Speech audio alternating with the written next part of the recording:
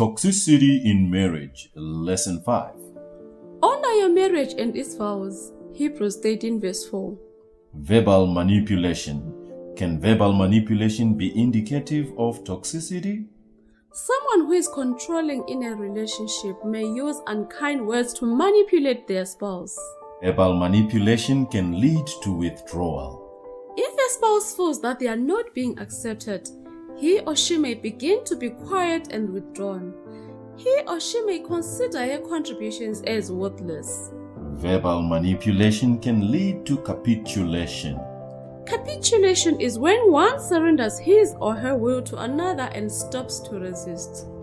When one partner notices that they are not valued, he or she may stop contributing meaningfully and allow his or her spouse to do whatever he or she deems good.